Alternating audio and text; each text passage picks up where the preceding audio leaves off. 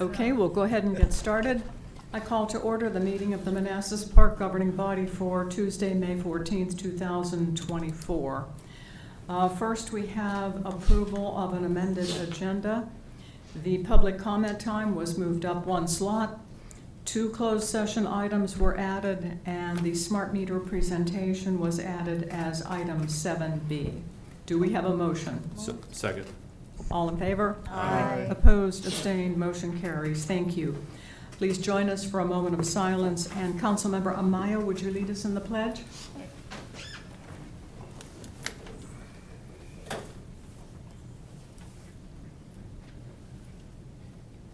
I pledge allegiance to the flag of the United States of America and to the republic for which it stands, one nation, under God, indivisible, with liberty and justice for all.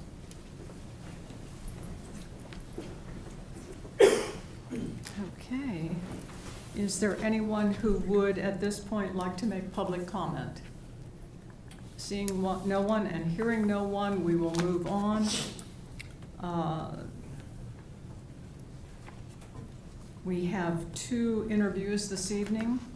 2 applicants for the appointment to the Northern Virginia Community College Board. They are Mr. Hong Shu and Mr. Michael Becketts.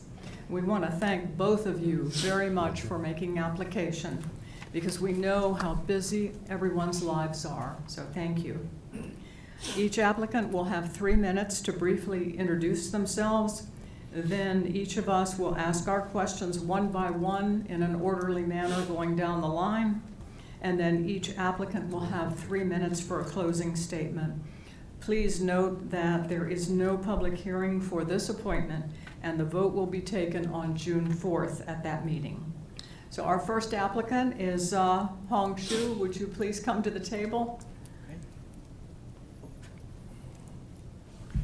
And please speak directly into the microphone so that your voice picks up.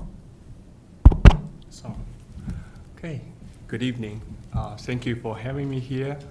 I know some of you, not all of you. But can you move the microphone closer? Okay, Thank like you. this? Okay. Yeah. This is very impressive room and building. As I noticed, I haven't been here since it was set up. So my name is Hong Shu. I have lived in city of Manassas since 2000, so it's close to 24 years. By profession, I'm an attorney. I started as an engineer after immigrating to this country from China, and I went to law school in Michigan. I've been practicing law since 2000 when I first moved here, and majority of my time as my professional life has been an in-house attorney for DuPont, and I've been doing intellectual property laws for the company. So I know from firsthand what kind of workforce they're looking for, and that relates to being a board member at Nova.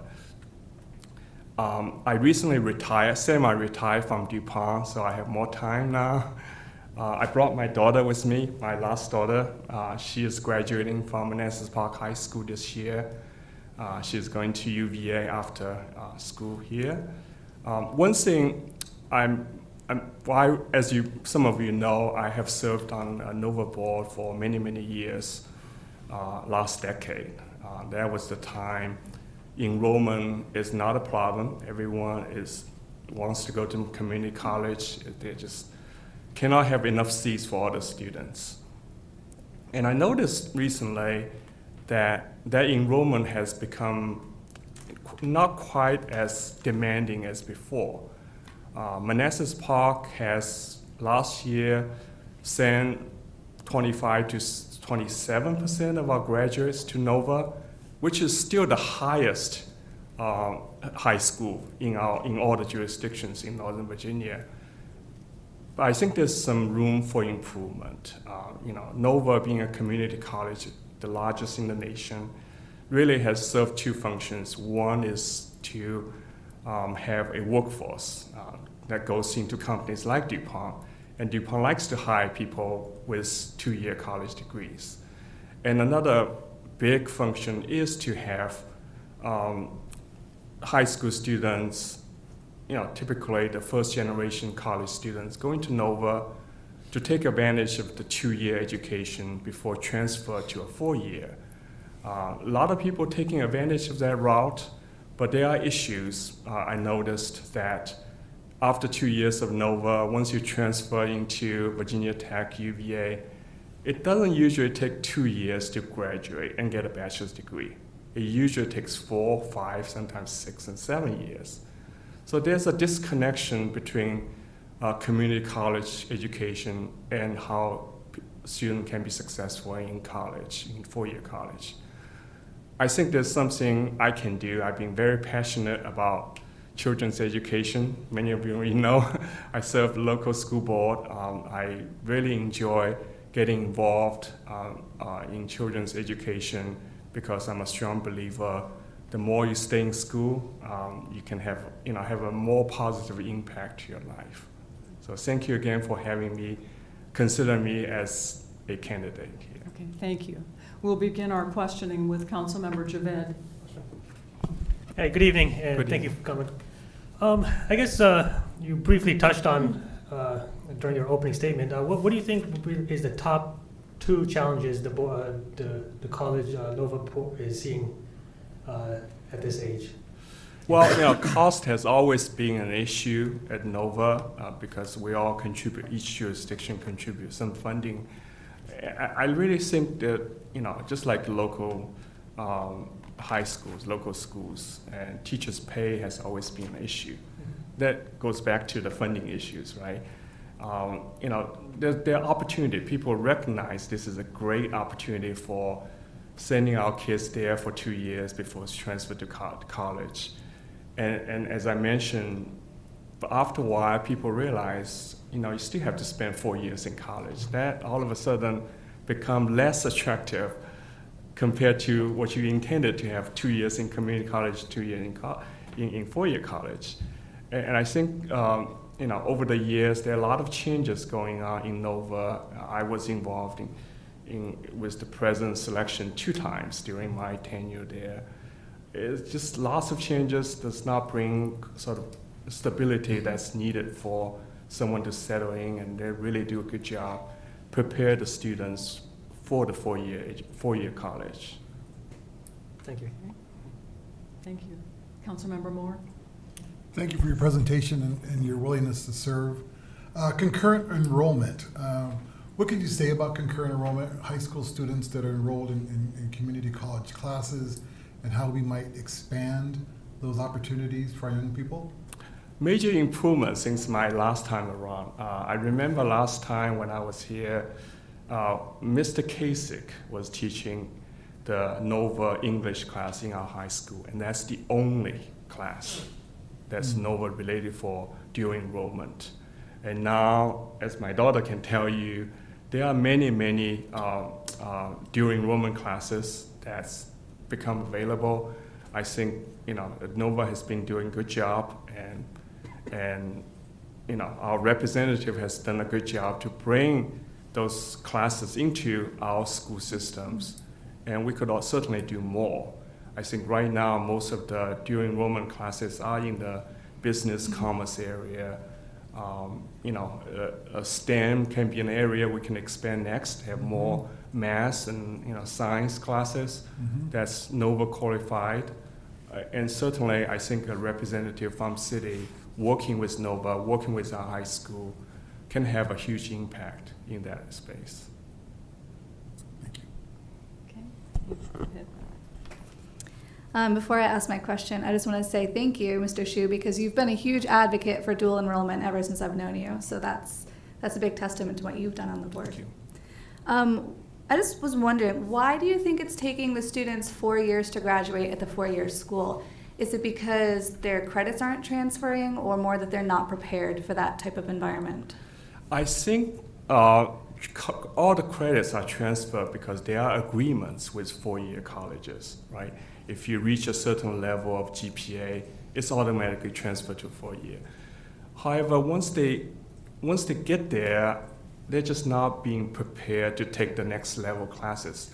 say for instance, you transfer credits from the prerequisite classes, but you're not really prepared to take on the real class next level, so you end up taking the prerequisite again. That takes more time for you to spend in four-year colleges. Okay, thanks. Okay. How would you help NVCC to contribute to the strategic growth of the economy in the region, as mentioned in the board manual? Well, the workforce development has always been one of the highlights for NOVA, NVCC. And there are many contracting companies in the region constantly coming to NOVA asking for graduates. So I think they've done a good job designing their curriculum to provide that kind of students to work for like IT-related, security-related work. I come from DuPont. I cannot say DuPont will come to NOVA to hire 2 years. Their focus is really not in the chemical engineering, chemistry part of it. But I think, you know what's coming into your region, what businesses are coming, what kind of education background those companies needs. Many of those companies don't need a bachelor degree or PhD kind of graduates. All they need is just a 2-year associate degree who can work in their control room or do some computer-related work. And I think you just have to have a good connection with local businesses, local governments, and when small business coming into our region, design a curriculum to satisfy their needs. I think Woodbridge campus has a very good workforce program in progress, and I think I'm hoping to go back and then learn more about it. Okay, thank you. Mhm. Councilmember Amaya. How can the board enhance the outreach so that students can get more excited about joining the community college? Well, if we can convince them they can they can get a degree in 4 years total, I think it will be a good, very good attraction for students to go. Dual enrollment will be definitely helpful, right? If you already have credits from NOVA, you can easily go in there and start your second year. But I still think more connection, more communication between our local schools and NOVA is very helpful. I think, if you send students there more taking classes, and especially in our program right now, that school actually pays for students taking NOVA classes. All those will help, sending students stay in school for 2 more years, go to community college instead of going to workforce right away. Thank you. Thank you, Mr. Hsu, for your opening, and I know your service from the school board and being the rep before. The question I have is, and I think NOVA's done a great job on workforce, on the dual enrollment. The question I have, which has come up periodically, you may be aware of it, is there's 6 campuses, but also breaking NOVA up into more by the community, either like doing Prince William Manassas Community College. I know they've done it because I know enrollment's over 60,000 now. Mm-hmm. There are pros and cons, and this comes up every time. What are your thoughts about that? It has been in the talks for a long time. There are advocates trying to break NOVA into smaller campuses. I think like everything else, there are pros and cons. NOVA being one entity can run 6 campuses very efficiently. And if you break them up into 6 community colleges, you will have 6 complete new set of staff to support the college. Of course, there's pros too, right? You have more control of your campus. Like our Manassas campus who can do a better job for us than Woodbridge campus or Fairfax campus. There are pros and cons. That discussion has been going on for many, many years. I personally think keeping it all together has more benefit than disadvantages. I think we can run the system more efficiently, and so we can focus more on how to serve students instead of having too many administrative duties. Thank you.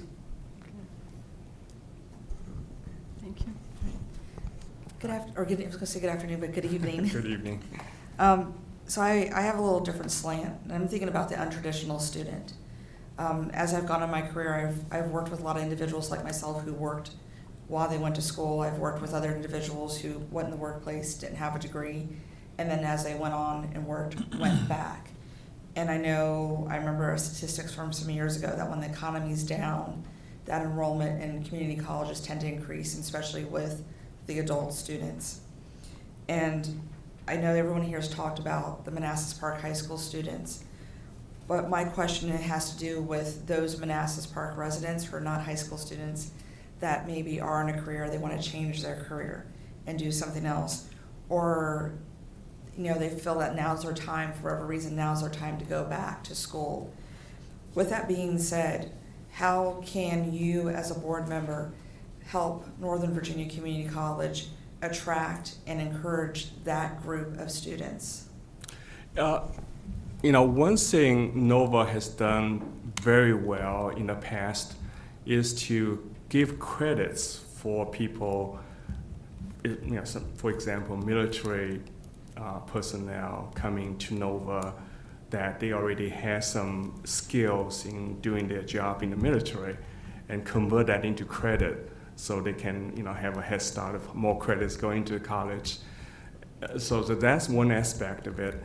In terms of encouraging, just have the door open for people coming enroll into their programs. That has, I don't know if it's heavily promoted that way, but it's always available. I mean, anyone can go sign up for classes. I'm not aware of any roadblocks for people doing that, but the focus, of course, is really for high school students. Have more students coming to NOVA and then go on to four-year college. Thank you. Okay. Thank you. You can now have your closing statement. Okay. Whatever you wish to say. Okay, thank you very much, council members. It's an honor and privilege to sit here. I served there once, and I think my work is not done. I would like to continue helping NOVA grow and helping NOVA become better college for the local residents, and with my close connection with our high schools, all three of my daughters graduated from our school systems. I think I can serve very well as a connection between our high schools, our community, with NOVA. Again, thank you very much for your time. Okay. Thank you. Thank you. Thank you very much. Our next applicant is Mr. Michael Becketts. Welcome. Good evening. Okay.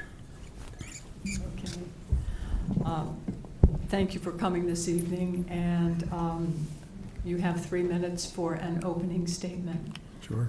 Good evening, members of the City Council. I'm Michael Becketts. I am a 4-year resident of the city of Manassas Park. I live in Blooms, which is sort of my second home in the Northern Virginia area. I say that I came to Northern Virginia to be the Director of Family Services in Fairfax County. And I say that intentionally because my interest in being on the Northern Virginia Community Colleges board is directly related to what I understand about workforce development and the real need to really connect young people. And I like what you said, Councilman Hampton, this idea of mid-career people who are underskilled or needing to upskill, and really connecting sort of business and government and education. A little bit about me. I have a PhD from Widener University. I professionally identify as a social worker, but I have a master's degree in health administration, a master's degree in social work. And I've spent a lot of my time and my career really focusing on how to improve the conditions of people who are sort of in our communities who have, I would say, like the least among us. And how do we drive economic, personal economic mobility, building social capital networks, and really wanting to sort of build a community where when we all do better, we all do better. And I really think of community colleges as a place in communities that really help shape sort of the education and the opportunities around sort of learning and growth and personal development. And really that's why I have thrown my hat in the ring here. Thank you. Okay, thank you. And we'll start with Councilmember Hampton. Good evening, Mr. Becketts. Doctor, my question- please. Pardon? Dr. Becketts. Dr. Beckett, sorry. Sorry. Soon I will be a doctor to you, hopefully by August. So, once again, I'm going to take a different question because different backgrounds. How would you, serving on the Northern Virginia Community College, if money was no option, what would you do to increase enrollment, both the traditional student from the high school and that untraditional student, whether it's someone that, like you said, that's underemployed, underskilled, overskilled, or just, I remember back when I was a sophomore in college, there was a lady there that was in her 70s that just wanted to go back to school and just wanted to learn. So how would you go about addressing those different parts of the community? Right. I think in general where we go is with marketing and making sure that the image of the community college system is really one that reaches into every aspect of the community. Right? I think that we miss opportunities when we don't sort of really think of inclusion at the center of what we do. And for me, it's about marketing. It's about making sure that schools and businesses who need the resources of like a community college to upskill, reskill, sort of mid-career, change of career people know what value community colleges have, while simultaneously taking a deep dive and not waiting until youth get into high school, but earlier on, really in sort of middle school, maybe even sooner, talking about the variety of career paths that one might be able to take. You know, one of the things that I've learned is that the Northern Virginia area is a very resource-rich environment, but not many people actually know all of the resources that are available to them. And so how do we then take the opportunity to make sure that everybody who is interested or may not even realize what resources there are, sort of see themselves sort of at a place like Northern Virginia Community College, from sort of personal growth and development opportunities to wanting to move up a career path, moving from a certified nursing assistant to a licensed practical nurse, or from some entry-level sort of position to a supervisory role. Like, we want to make sure that there's a growth path no matter how or why young people or mid-career people are looking at the community college system for their next step. Thank you. Can I have one of these for you? Thank you. Welcome, Dr. Beckett. Thank you, Beckett. Thank you for an application. Your opening is very impressive. Just a question I have, similar question before, somewhere about NOVA, because it has come up multiple times with the previous president or chancellor that was there. I spoke to him about a decade ago.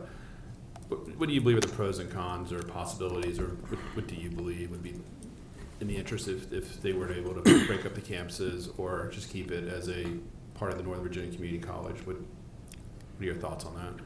I mean, I think there are pros and cons to both, right? I don't necessarily believe that by breaking something up into sort of smaller pieces, you gain, right? I think you lose some of the economies of scale that are built by having a centralized system. But on the other side, I think you do have a bit more of local control, and really being able to figure out how you are better able to invest sort of local dollars and local relationships into a system that is designed for you, in partnership with you. It's easy to see Northern Virginia Community College serving Fairfax or Prince William County, and what's the footprint in Manassas Park, right? How do you make sure that there's some engagement locally that isn't just sort of because you're clumped in or grouped in together? So I think you maintain some of the efficiencies by maintaining a centralized sort of system, but also you gain on the other side by creating more of a local sort of way of sort of operating. Thank you. My question would be more of like, those individuals that started college but for one reason or another did not complete it and didn't finish it, how can the board help those individuals for whatever reason could not complete the college path? How can you get them back, or how can they start again? And what would happen to the credits that they did receive, let's say 10 years ago? How would that work? Right. I mean, I've been in school for a long time, and good luck on August. You know, I think there's so many ways to approach that question, and I think where I would really go is we have to realize that like college in and of itself is not the panacea.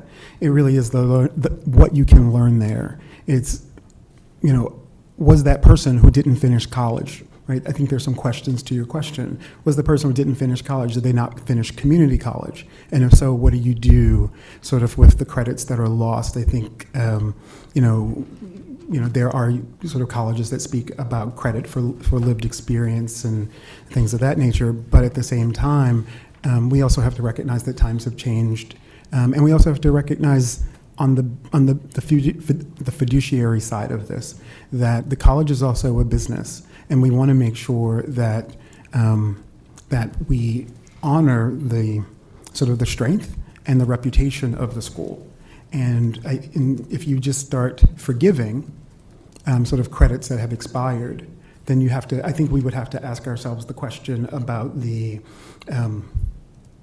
sort of the strength of the academic profile that the college is really trying to project into the community.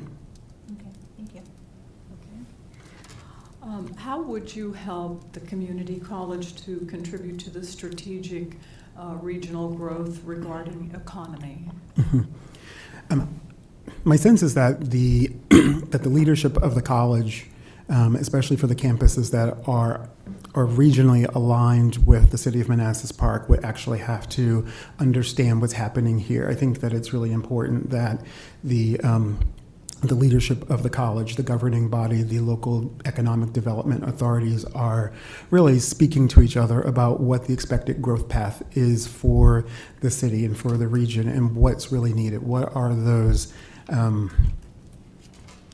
sort of in-demand careers that we're really seeking to grow and develop locally, and really develop an ongoing dialogue about what we need and how we're going to get there. And I think that's despite if it stays together or if it's broken into smaller units, that it really is how does Manassas Park get what Manassas Park needs out of the community college, and making sure that the citizenry here is effectively served. Okay, thank you. Hi, my question is, how do you think that NOVA can better inform our adult residents of not only the programming opportunities that NOVA provides, but how they can make it financially accessible to them? How can we do better with outreach? You know, I always think of marketing. I think of sort of storytelling. One of the things that's really important, like, in order to motivate people, we have to sort of go beyond just letting people know what exists. We have to let people know why it's important to them. We have to let people know how it can improve sort of their personal economic mobility, community engagement, that it's beyond just telling the story, but how do we get the school to tell the why and in the right places at the right time? How do we make sure that they are sort of at the at Manassas Park High School? How do we make sure that they're at the middle schools? How are we making sure that they are in the community, sort of telling the story of sort of how and why a community college education, the services and the programs that they offer now are available to the city residents. Thank you. Dr. Becketts, thank you again for your presentation and your willingness to serve in this capacity. We as a body meet not regularly enough, I would argue, with our school board in joint meetings. It seems to me that our representative on the community college board should also meet with us being the governing body and the school board at the same time. Could you opine on what your thoughts about that, and what do you think about joint meetings of the council, the school board, and our representative on the community college board? I believe that organization and intentionality at a leadership level is important. I also believe that it's not helpful to, I call it divide and conquer, right? I think it's important for us to sit around a table together, sort of talk about what's important.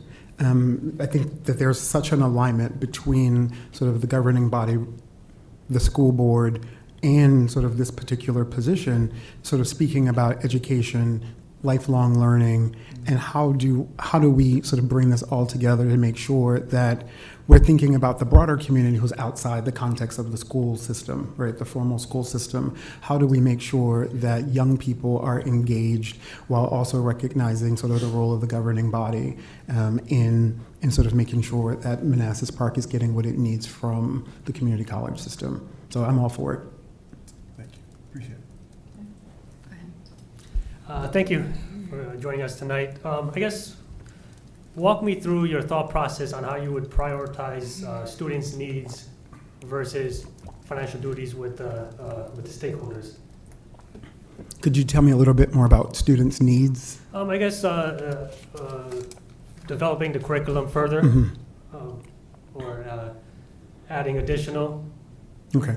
services. Thank you. Yeah. You know, when I think about what sort of college does, community college does, in preparing young people or its students for sort of the world beyond school, I think in terms of curriculum, we need to be prepared for not how we're learning today, but how we're going to be learning tomorrow. That there's an incredible change that's coming to education through the lens of things like generative AI and how artificial intelligence is going to support learning in the not too distant future. I was recently at an institute at Harvard sort of really talking about the impact of generative AI on education and human services. And what this expert said was how we learned 5 years ago is going to be sort of like almost a memory in terms of what young people who are in elementary school are learning now. And so one of the things that's really interesting to me and why I find this opportunity so important is that we have to set ourselves up for sort of progress. The things that we thought of being futuristic are here. And we have to sort of make sure that our educational institutions are preparing sort of our residents, its students, for the workforce for tomorrow, which in 5 years will be remarkably different than it is today. Thank you. Okay. Thank you, Dr. Beckett. And now is your time for your closing statement. Thank you for the opportunity to be here. I'm not just a visitor. I actually sit in the same seat where Daryl is sitting right now. I sit on the Planning Commission. I work in public service in the space of sort of social work, social services, public welfare, but I'm also committed to sort of public service. And the reason that this is interesting to me is that it's related, but it's very different. I feel like I get to contribute to the community in a different way. I get as a member of the Planning Commission and the Board of Zoning Appeals, I get to sort of serve the community in a different way. I feel like that the work that I've done, especially in economic development, workforce development, really does posture me to really sit with the existing members of the board. I think that we have to be visionary about what is coming sort of in the future. We talk about sort of preparing for workforce. We talk about sort of scaffolding learning and what the jobs are going to be for tomorrow. But if we are postured to use today's tools 5 years from now, then enrollment will go down. people won't see it as valuable. And so how are we leveraging those tools today to make sure that the curriculum and the opportunities that are being developed today really meet the workforce for tomorrow? Thank you. Okay, thank you very much. We want to thank both of you very, very much. We know you're probably very busy. We invite you to, you're more than welcome to stay with us for the rest of the meeting, but we understand you have things that you might want to do. So, thank you. Thank you.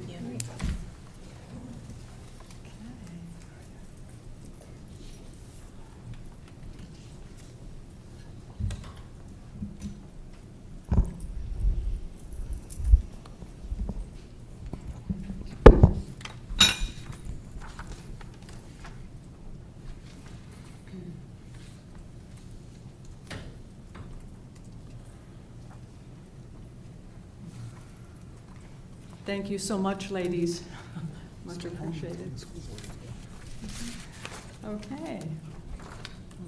Moving on, there is no public hearing. There are no recognitions. Moving on to presentations. 7A. Our next item is a proclamation recognizing May as Foster Care Month. We have with us this evening Ms. Carla Valley, who is the Family Services Supervisor of Social Services in Manassas Park. So thank you for being with us this evening. First, let me explain. First, I'll read the proclamation, then we'll vote on it, and then Councilmember Moore will present the proclamation. He is the member on the governing body who is also a foster parent. And it would be very appropriate and very meaningful that he should present the proclamation. Thank you. Then, of course, we invite you, Ms. Valley, to say a few words if you're comfortable to do so. And we would also invite Councilmember Moore to say a few words if he would like to do that, speaking as a foster parent. So, okay. Whereas Virginia's children and youth are our hope for the future, and we assert that all children deserve a safe, loving, stable, and nurturing home. And whereas families serving as the primary providers of love, identity, self-esteem, and support are the very foundations of our communities and our Commonwealth. And whereas a child's success is best supported in a child welfare system that is family-focused, child-centered, and community-based. And preserving families is the primary goal of the child welfare system. And whereas while Virginia has over 4,800 children and youth age 18 and younger in foster care, there are at least 3,600 children and youth supported by a network of more than 5,200 dedicated, approved kinship, foster, and adoptive families. And whereas Manassas Park has 15 children and youth aged 18 and younger in foster care, supported by a network of foster families. And whereas kinship families and foster families play a critical role in serving as a support, not a substitute, for the parents of children in foster care to make family reunification possible. And whereas many kinship families and foster families create permanency for children in foster care through adoption when these children cannot be safely reunified with their birth families. And whereas through the partnerships among kinship, foster, and adoptive families, child welfare staff, and public and private child-serving organizations, efforts are made to ensure that voices are heard and support offered for the transition of youth and young adults to successful independence. And whereas we honor and celebrate the enduring contributions of kinship, foster, and adoptive families during the National Foster Care Awareness Month, and recognize the outstanding service and commitment kinship, foster, and adoptive families provide to Virginia's children and youth, while recognizing that foster care supports entire families. Now therefore, I, Jeanette Rischel, Mayor of the City of Manassas Park, do hereby proclaim May 2024 as Foster Care Awareness Month in the City of Manassas Park, Virginia, and I call this observance to the attention of all of our citizens. Do we have a motion? Moved. Second. All in favor? Aye. Opposed? Abstained? Motion carries. Thank you.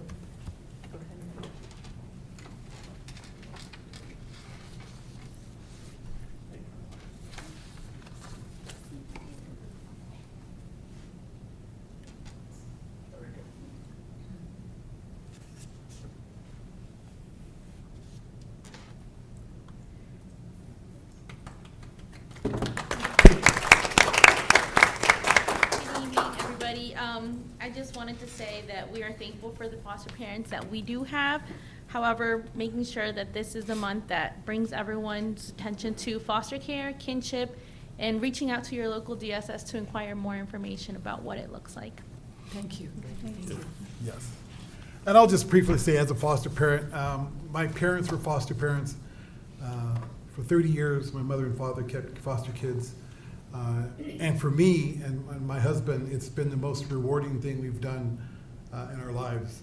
We have two little ones, age 4 and 3, and they're a handful, but we love them dearly, and it's just a great program.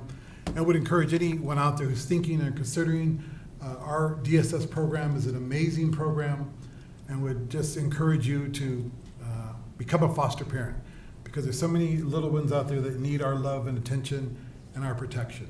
So thank everyone, and let's celebrate Foster Care Month in the month of May. Thank you. Thank you.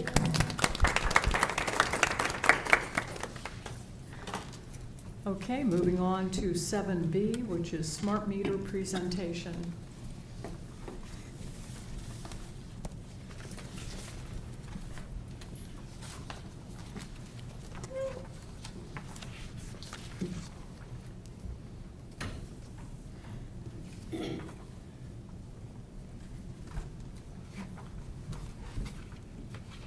All right, good evening, Mayor, Vice Mayor, members of the governing body.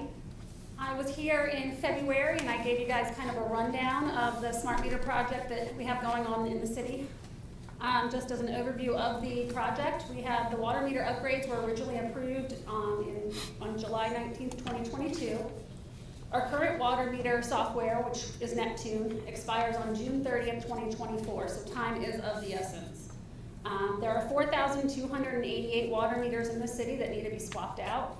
Of that, over 250 meters did not communicate properly with the receiver when the route was driven, causing our public works teams to have to hand read those meters each month. So there was quite a bit of legwork that had to get done to be able to get the water bills out on time.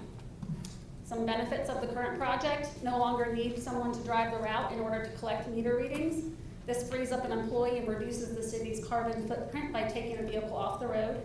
The increased frequency of the readings will allow the city to identify leaks or spikes in service much quicker, saving the city and its residents money by addressing the issue quicker.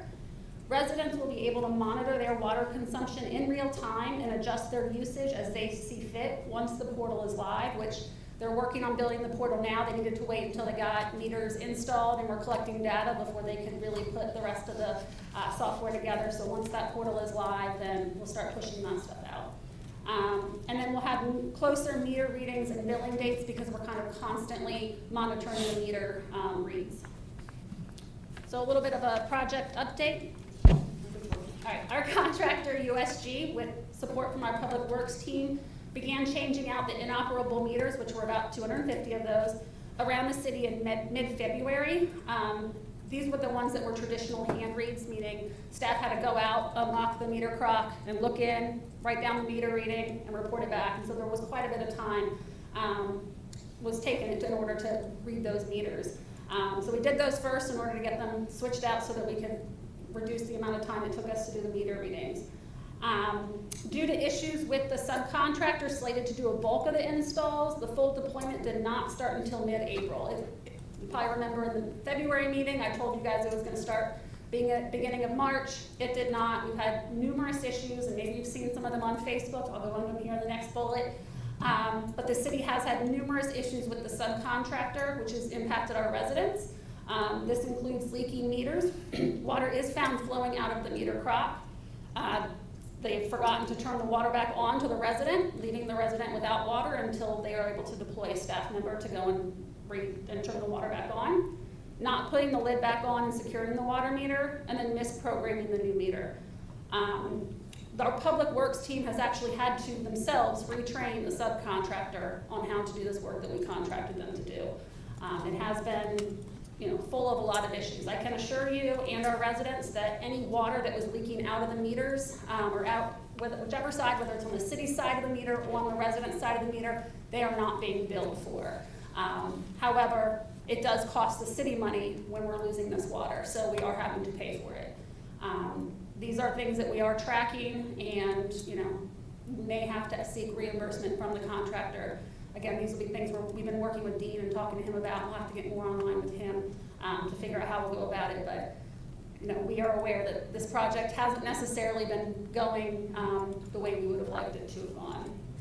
As of yesterday, crews had changed out 2,162 of the, and that's a typo, should be 4,288 meters. I have two different spreadsheets, and one gave one number and one gave the other, but the other number, the 4,288, is the correct number. So in a month, they have changed out almost 1,800 meters with 4 weeks to go before the deadline. We're pretty confident that we will be able to reach that June 30th deadline. However, it just hasn't been as smooth sailing as we would have liked. We do anticipate the number of changeouts will slow down as they change out the older meters on the west side of town. The older meters, they're more difficult to remove because they're older. And then we also just have increased likelihood of breaking valves and pipes, which that does then require that the public works crew intervenes and rectifies those issues. And again, despite the performance issues and the delayed start, we are confident that the project will be completed mostly by June 30th, 2024. The more residential homes that we can get completed, the better we are. If for some reason we don't hit we don't get to June 30th and aren't completely finished, because at that point, staff could go out and do hand reads. Just because the Neptune contract ends on June 30th doesn't mean that we can't read the meters. We just can't use the Neptune software to read the meters, so it would be hand reads. Again, I don't think we're going to get to that point. But if for some reason we have to stop the contractor where they're at now because of their performance issues, we have a backup plan. And then we're already seeing some improved efficiency. Again, we don't have any more hand reads because all of the hand read meters have been changed out. Driving the route, which they're having, tomorrow will be a route day, or maybe it's Thursday's a route day. Anyways, those routes are now smaller because we've already taken off two of the biggest routes, have already been switched over to the new meters. And then we're also able to identify leaks quickly and inform residents. If you look up here, this is a report that we see almost every day. We can go into our system. Now, the residents can't see this yet. Their portal's not live, but our staff portal is live, and we can look at these continuous use reports, and it tells you what the continuous use levels are. Now, if you scroll over here, it has the addresses. I clearly took those off for public reasons. But each morning, our public works team is looking at these. They're going to those addresses. They're trying to get in contact with residents and saying, we think you might have a leak. Have you checked your hose bibs? Have you checked your toilets to make sure they're not running? Stuff like that. And the feedback has been very positive because we're saving some people some money from things that they didn't know were costing them money with the water leaking out. So again, there is some efficiency. It's just there has been quite a bit of frustration with the current contractor. And then just a reminder for our residents that if you have questions or concerns about your water meter project, you can email the email address on the screen or call our customer service team Monday through Friday. These emails and calls will be monitored by the customer service staff and then relayed to whomever can help address the problem. If there's an after-hours issue, weekends, someone didn't turn your water back on, an issue where the contractor failed to perform, and it's after hours, they should be calling the police non-emergency, and the police non-emergency will then reach out to our public works crew who will get somebody to respond and fix the issue. And again, the customer portal should be available late this summer. It will allow residents to view their water consumption on a daily basis, a monthly basis, kind of comparing things and hopefully, reducing their water consumption if that's something that they want to do, or at least monitoring it in real time. Customers will be able to then set up or sign up for leak alerts so that our staff won't necessarily have to go out and address these issues with them. They probably still will, but they can sign up for leaks on their own so that they're notified if the water is running in their house for an extended period of time. Let's say they're out of town and they sign up for one of these leak alerts. They could be notified if there was a water break in their house potentially because they get a leak. They get an alert and go, 5 gallons is that my house is, no one's there. Where's this water coming from? So it does have a lot of neat capabilities. Again, we're still in the process of looking at this portal and trying to get everything meshed together. But it sounds very promising. That's all I have. I do just want to say that, you know, Wayne and Jeff Garvey, Calvin, everyone on our public works team has been handling this frustration like champions. They've kept their cool. There have been times where I wanted to scream at the contractor and I didn't. Maybe I did a little bit, but they have been dealing with it day in and day out and just seeing the frustration, and they've just been phenomenal. So definitely want to make sure that you guys are aware of how awesome our public works team is. Yes. I know you know, but they've really stepped up. So they're even more awesome than we thought they were prior to Absolutely. this. Yes, exactly. Thank you, Sarah. That's great information, and we're sorry for the frustrations that you've had. Well, we're sorry if you guys get any, complaints or feedback on Facebook or residents that reach out. We have had several very stern conversations with the contractor where we said, you're not only ruining your reputation with us, but you're ruining our reputation with our residents. And, as much as we're trying to let our residents know that these are subcontractors, it doesn't matter. They're still representing the city. So we had a stern conversation with them today, and then we have a follow-up call tomorrow. So we're really hoping that we're going to swing things upwards, but we're doing the best we can. Yeah, okay, thank you. Comments or questions? Yes, ma'am. If worse comes to worse and we haven't replaced all the water meters by the deadline and we have to do hand reading, how much time does that take for the staff? Because they're not going to be able to drive by, right? They're going to have to do it the old-fashioned way, go to each house with the thing that looks like I forget what it is, that tool, and then open it up just like they did when I was a kid. Yeah, it will take time, but each day when they're knocking out, 50 to 100 meters, that's taking 50 to 100 meters less that they would have to hand read. We are leaving commercial swap outs to last just because those are going to take more time. There takes coordination with the building owner, but also those tend to be the easier to read as far as getting in and getting access to them. We're not 100% sure that Neptune is going to cut us off on June 30th either. When it comes to frustrating water contractors, Neptune is up there pretty highly as well, and they haven't gotten back to us to say, yes, we're turning it off this day, or no, we can extend, and here's how much it'll cost. So, we've reached out numerous times, we've even texted our point of contact, and he doesn't respond very easily there either. But we are, hopeful that it won't get to that point, but if it does, we should be okay, only having to do, so many meters, not all 4,000. And my second question, and of course we know that winter weather would curtail the ability to change out the meters. Is it the same with this lovely weather we've been having with all the rain and such? The contractors do not like to work in the rain. I don't know how many they installed today, but I know on Friday when it rained midway through the day, they only got about 50 meters, which most days they had been hitting about 100. So they do not work in the rain.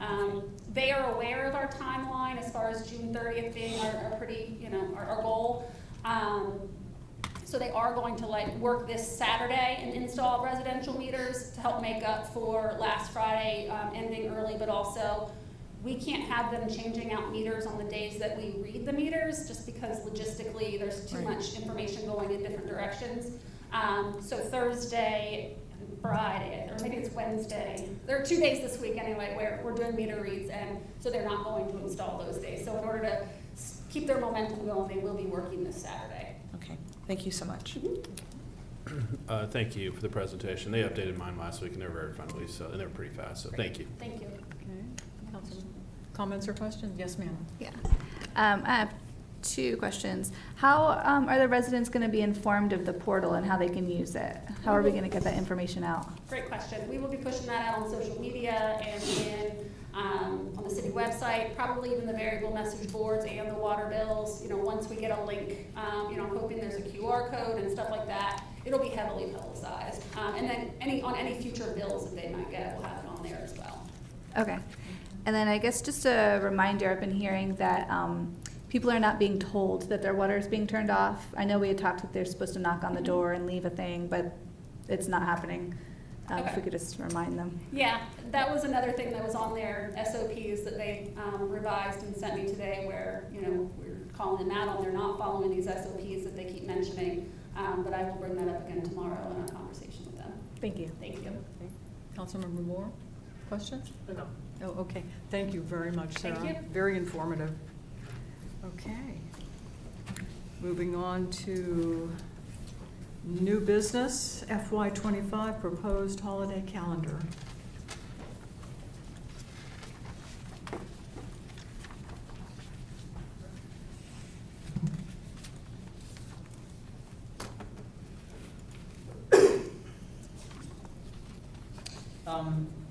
Good evening, Mayor, Vice Mayor, members of the governing body. Just another plug-in of the smart meter project. Want to give a shout out to the water billing department as well. 4,600 meters across 3 different platforms. That's a lot of data cleanup that they have to do and to get it read every month. So Giovanna and the water billing department, fantastic work as well. Okay, so let's move on to. So before you is the agenda for the proposed fiscal year 25 city holiday calendar. Normally we bring this up in June, but some staff have inquired about really the last big major holiday, in the summer, July 4. So I wanted to bring this forward a little bit earlier and maybe do this next year in May as well, just to give staff planning purposes. So, excuse me, busy slide, but essentially on the left-hand side, you have the fiscal year 24 calendar, what the days are and what it is in the middle. And the total tally for fiscal year 24 was 15 days. In fiscal year 25, the total proposed tally is 15.5, and I'll kind of walk through the math here in a second. In the middle is the list of holidays. In bold are federal holidays, and the non-bold are sort of, I guess you can call them city holidays, or some of the incentives that we provided to staff over the years. So in fiscal year 25, we normally give staff that adjacent day to July 4 to be off. Unfortunately, in fiscal year 25, the July 4th falls on a Thursday, and the actual fireworks celebration is on Saturday. And I thought about, proposing having that Friday off, but we just don't know what's going to happen with weather. We don't know what's going to happen with vendors, and really that Friday allows staff to kind of make last-minute adjustments. Plus, there are some prep work, signage, parking restriction, things like that. So, unfortunately, there's no good day to have that extra day near July 4. So I'm proposing to kind of earmark that for a later date in fiscal year 25. You kind of see that red arrow going down, essentially adding New Year Eve in replacement for that new July 4 day. And then additionally, everything else kind of aligned to fiscal year 24, with the exception of requesting an additional half day on that Christmas Eve. And that's really more of an incentive for staff, just based on how many major projects they've done successfully this year, just a retention tool. And that's pretty much it. Okay. Comments or questions? Just really quick. Yes, ma'am. With the 31st being the end of the month and end of the year, what is the impact upon residents if we're closed on the 31st? We typically don't see a lot of foot traffic on New Year's Eve, Okay. but I can go back. I know our front desk does track foot traffic inside City Hall, and I can come back with that data point for you. If you I don't could. know at the top of mind. Okay, thank you. Comments or questions? Sorry. I would like to consider doing Christmas Eve for a full day, just because the cost of living was lower compared to the jurisdictions. I think that'd be an incentive. It doesn't cost. Is that something that could be dual? I mean, I don't know if everybody's supportive. And that's what this, I guess, proposal would like to do. We're adding that Makes it half full. extra day, because we already give staff a half day initially, so that makes it a full for Make it- Christmas Eve. Yes, Christmas Eve. Okay. Are you Question? saying no, or? No, I'm Oh, I'm sorry. Are you No. done? You're not no, done. no, that was it. Oh. No, I can't hear you. No, that was it. I'm sorry. That was it. Did you have a question? Okay. I'm supportive of the calendar. I think it's Yeah. great. I think Yeah. giving our employees a full day at Christmas Eve, which is great. We used to give a half a day. And then New Year's Eve, a full day, is fantastic. So Yeah. I love your new schedule, Mr. City Manager. Thank you. Thank you. Questions, comments? Yeah, I just got, sorry, Christmas Eve is off, or just a half day? So initially, every year, we give them a half day, Usually, from noon to noon to the rest of the day. But I'm proposing adding the other half day to make it a full day off. Oh, that's why it says add half day. I got it. So the full day off there. Okay. For the New Year's Eve, I was kind of thinking, I don't know how everybody feels, but January 2nd, I think, you normally have the day after off?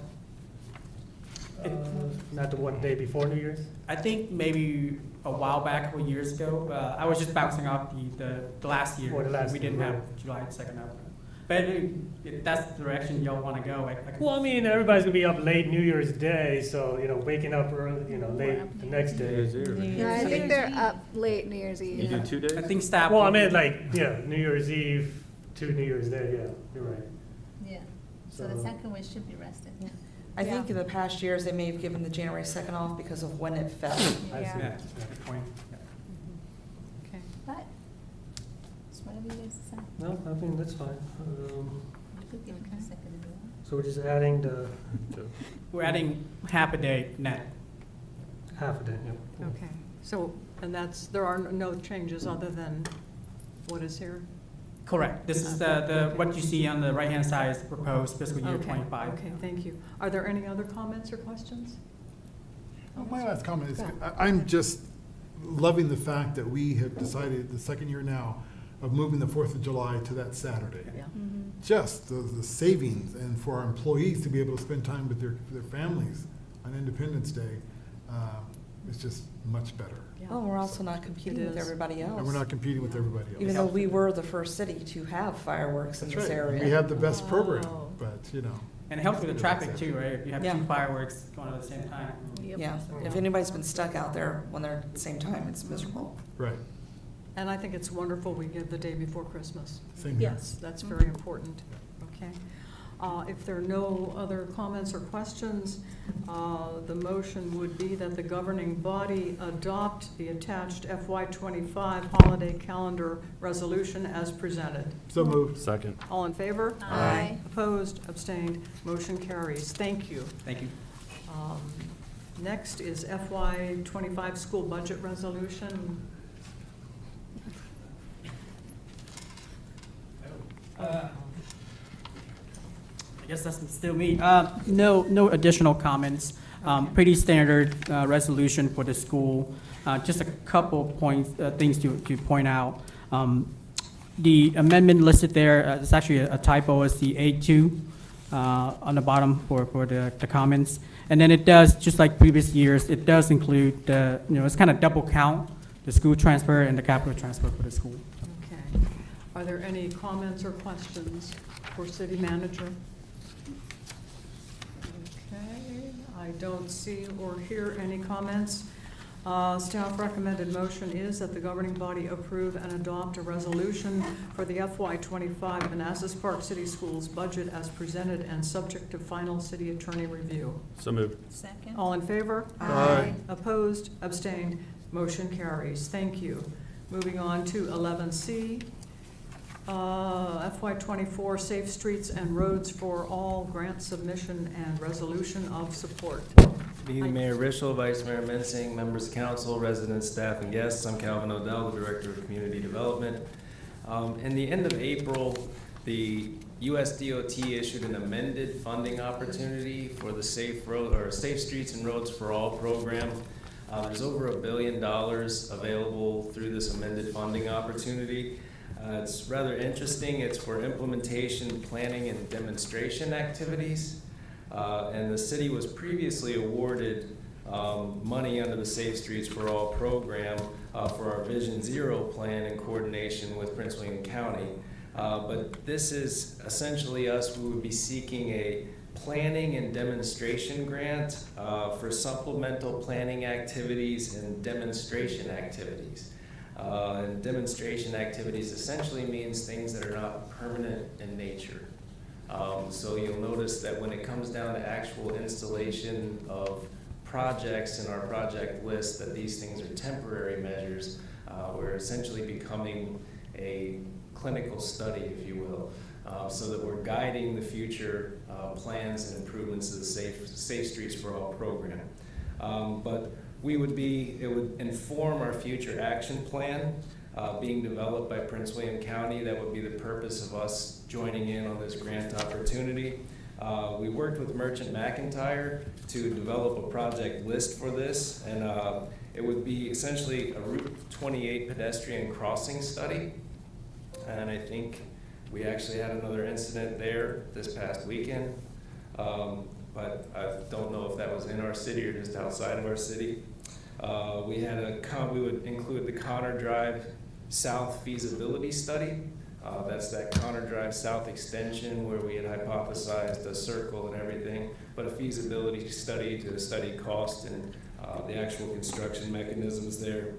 But temporary bollards along some of the on-street parking along Manassas Drive, temporary traffic calming measures on the eastern end of Manassas Drive. So essentially where we had said we were going to install speed humps, we can install temporary speed humps, study the outcome of those speed humps before installing permanent measures, but do it under grant money. And then striping of bike lanes, and then speed management markings and sharrows. Those are, striping is considered a temporary solution. It's not a permanent solution. So any of our traffic calming pavement markings, any of the sharrows we wanted to install, and bike lanes would all qualify under this grant program. Also, some accessible PED signals and ADA ramp upgrades to detectable warning systems. Pedestrian-oriented streetlights on Manassas Drive and Euclid, and pedestrian signage and marking upgrades at the Mid-Bach crossing here in Park Plaza that we're not addressing with the Hawk. So again, signage and pavement markings, things like that are temporary in nature. The estimate for all of these projects would be $736,500. We would be applying for $640,000 in grant money. We would have to offer a local match of $160,000. We would be proposing that we use MBTA local funds for that. The application is due May 17th. We do have to have an accompanying resolution of support, and that's really why we're here tonight, is to ask the governing body for a resolution of support for this grant. And if you have any questions, I'd be happy to try to answer them. Okay, comments or questions? I just want to say I'm excited that the Route 28 crossing is included. Thank you. Okay, comments, questions? Okay, seeing none, hearing none. The staff recommended motion is that the governing body approve and adopt a resolution in support of US.SS4A Planning and Demonstration Grant Application in the amount of $640,000 with a $160,000 local match as presented and subject to final city attorney review. Moved.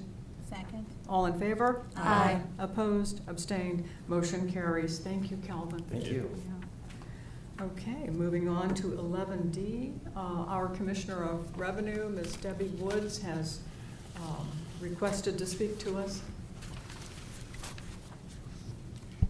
Good evening. I'm here requesting another Can you speak employee- directly into the microphone? Yeah. Maybe I'm just too short. You can bend it to the top, there you go. Okay. Okay. Requesting an additional employee. Several years back, I came to you all asking for additional employee because we have doubled the amount of vehicles that are in the city. The population is over 17,000 now, so we have about 18,000 vehicles. And with that, that adds more business license, more meals tax accounts, more of everything. Right now, I have 2 people who are waiting the counter.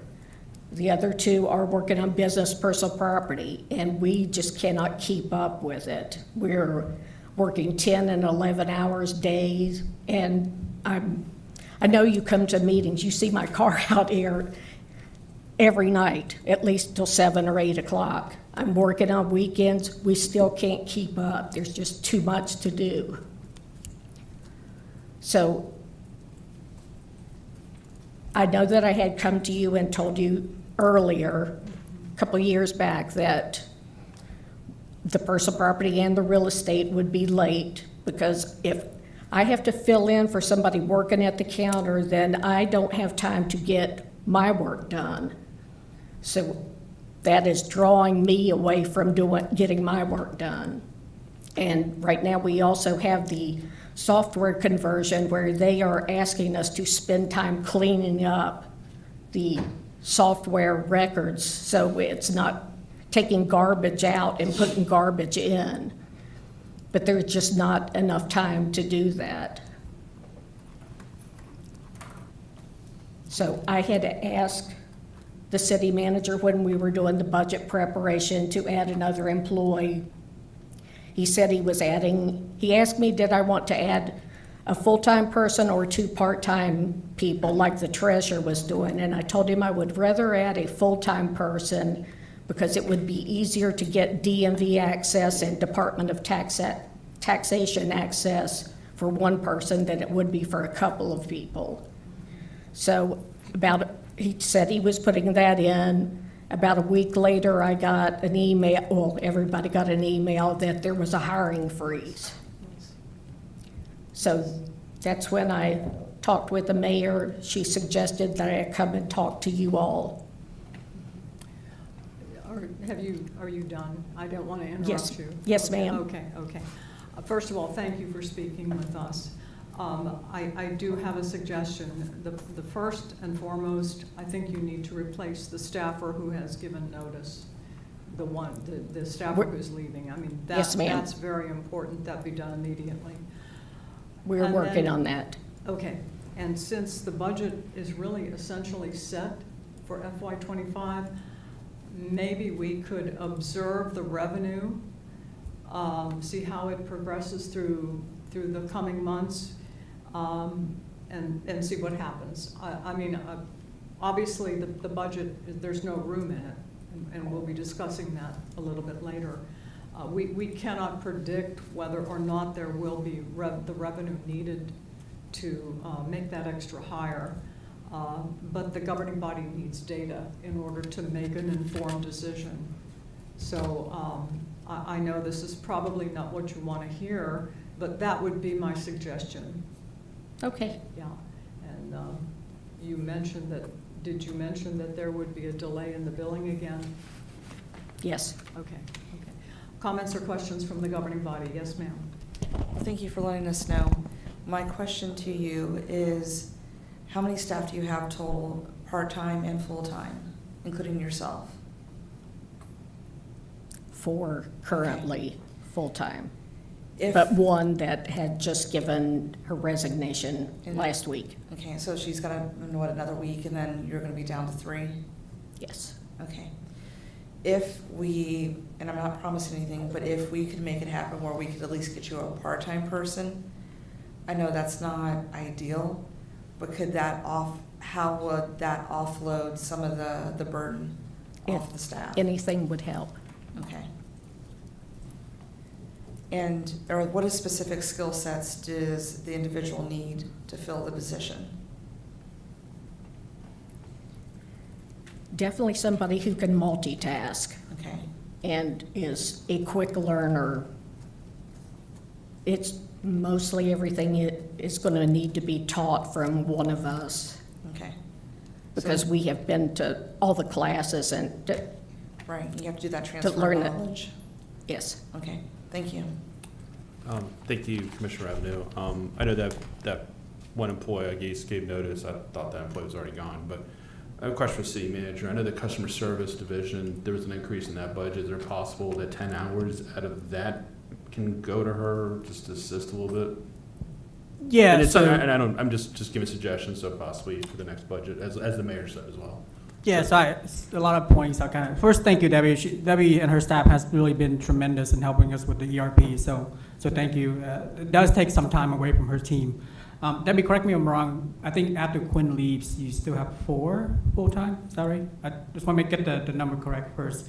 And then going back to your point or question, Councilmember Carrera, Sarah's in charge of our customer service, and we're always willing to send folks up to support whenever it's needed. So we can certainly look into that. And to the mayor's point earlier, I think that the critical need now is to fill Quinn's position, and this takes time to recruit people. So I think budgeting for two, when you're looking for one right now, immediate need, just doesn't make sense from a timing. I think we recruit one, fill the position that just left, and wait to see how the revenue picture develops. Thank you. Okay. I would agree with that. Yeah, yeah. Any other comments or questions? I just have a question. Thanks for coming to speak with us. Last year, or was it 2 years ago, we gave another position. Were you able to fill that one? No, I wasn't. Was it lack of candidates? No, Lack of ma'am. qualified candidates applying? No, ma'am. Oh, okay. I'd be happy to answer that question in an email or a closed meeting, but I'm not going to talk about other staff. Okay, gotcha. Okay. Thank you. Comments or questions? But I need some clarification. So the position that we funded a couple years ago, is that part of the 4 full-time FTE? How many full-time FTE are in your budget? Are you talking about including myself? Yeah, just everyone, the ones that we gave 2 years ago and the other. There are 5, including myself. There are 5, okay. 5. That's- So there'll be 4 when Quinn leaves. She's already gone. She's already gone, so there's 4 now. Yes. Okay. So, The part-timer was never hired, that's my understanding. Okay, but that slot, that FTE is still in Ms. Wood's budget. The It was part-time never- was just a temporary. Right. It was just for about 5 That- months. Yeah, I it's thought not we in the permanently budget. funded No, the it position. was just for the end of the year. Let's let the city manager address that question. so in the fiscal year 25 budget, there's salary budgeted for 5 full-time positions. Okay, what about the position we gave, I thought we gave 2 years ago, that the council, our vice mayor mentioned? That I'm not sure, I have to go back and look. Yeah. I'm the one We that put, funded a posi- I'm the we one, funded a I'm the one position. that pushed for it. It was I think only, Tony has it a was in comment. You weren't February. on the council. Yeah, Yes, he That was- was. that was Yes, 2 he years ago. was. And he's right. He's the one that pushed for it.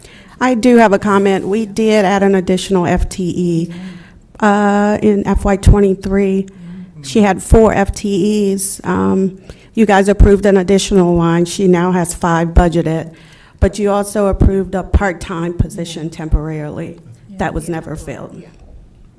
So But that it's, funding was put in the budget, the part-time position? No, Or was it sir. taken No. out? No, 25, just for that one, okay. that was a temporary. Gotcha. temporary. Okay. Okay, thank you. Any go other? back? Yes, ma'am. So this is probably more for Keith. So in the budget, do we have for 4 FTEs for the Commissioner of Revenue's office or 5? 5 for fiscal year 5. 25. Okay, so Debbie, you're asking for 1 additional up to 6? Okay, thank you. I was getting very confused there. Okay. Any other comments or questions? Okay. Thank you. Thank you. Thank you very much.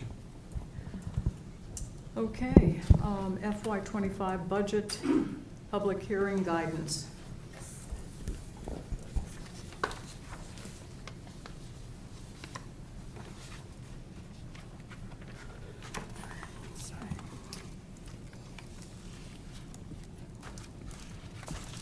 Okay, so,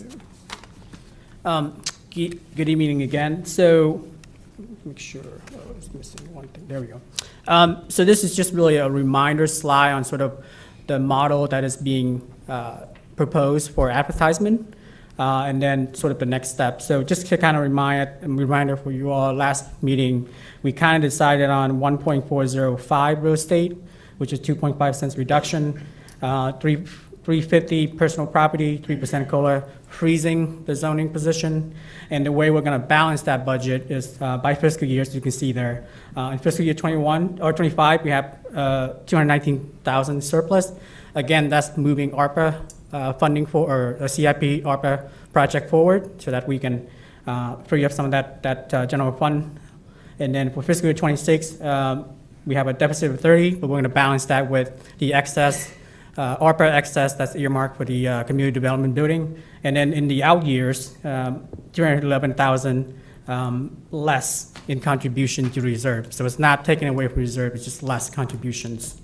And then some of the pros that you can see there. I won't repeat them, but if you approve these rates for advertisement, then the next step would be staff will work on cleaning up the Excel sheet, the Appendix C, as well as putting together the final budget book for your review. And then we hope to advertise in the newspaper on the 23rd and then do the public hearing on the 4th. Okay, thank you, Keith. A lot of work went into this. We very much appreciate all the thought, the discussion, the work that went into it, so thank you. Comments or questions? No, because we spoke at great length last week. I'm sorry? No, because we spoke at great length. We did a lot of deliberation last week. We did. So I think we've got it. I hope we do. Yeah. Comments or questions? No? Okay. There is a motion, okay, that the governing body provide guidance to staff on the, okay. So the motion is that the governing body, the guidance that we are providing on the amounts to advertise for the public hearing for both the FY25 budget and the FY25 tax and fee rate will be as presented. Okay, that's the motion. I was making it up as I went. Okay, do we have a motion? Second. All in favor? Aye. Opposed? Abstained? Motion carries. One opposed. Go ahead. He opposed. One abstention from he opposed. Councilmember Jabed. He opposed. I oppose the rate. Opposed, Yeah. excuse me. Not an abstention and oppose. Okay. Okay, thank you. Okay, thank you very much, Keith. Okay, we have come to our second public comment time. Is there anyone who would like to make public comment? Okay, seeing no one and hearing no one, we move on to city manager's report. Do you have anything else for us? Nothing tonight. Oh, that's it, okay. And we have a closed meeting. Dean, can you please read us into closed session?